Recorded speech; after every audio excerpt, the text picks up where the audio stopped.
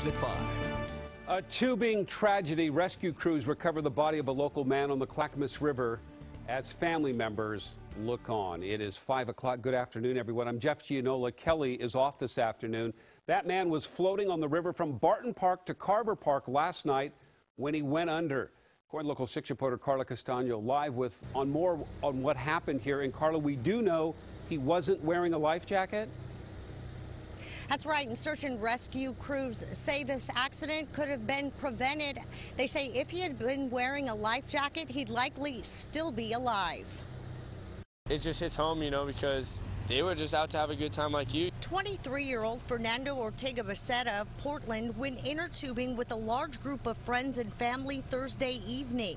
They were floating the popular tubing route from Barton Park down to Carver Park along the Clackamas River when he disappeared. You never think it can happen with your friends, and you go out to have a good time, and then you're not paying attention, then when your buddy's gone. That's what investigators say happened to Ortega Becerra. He was last seen swimming towards his inner tube that had come untied from the rest of the group, and they last saw him when they were going downstream or going around the corner, still swimming for his tube. The group waited just downstream for Ortega Becerra, but they never saw him or his tube. Especially with inner tubes, they float at a faster pace, and next thing you know, your buddy's a mile ahead of you guys, and you can't check on him, can't call him, and then you get back and you think, oh, maybe he went with somebody else, but really he's in reality just gone. They called 911, and Clackamas Search and Rescue launched several boats, divers, and had searchers patrol the riverbank for hours Thursday night and Friday morning.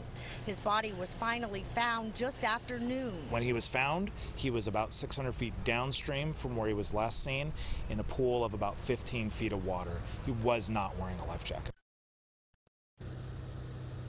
Now, Oregon law does not require you to wear a life vest if you're on an inner tube, but search and rescue crews say in this case it would have made all the difference. Reporting for you live from Clackamas County, Carla Castano, KOIN Local 6. And stay with us for continuing coverage. Coming up at 5:30, stopping a similar tragedy from happening to your family. The safety information you need this summer if you're headed out on the water this weekend.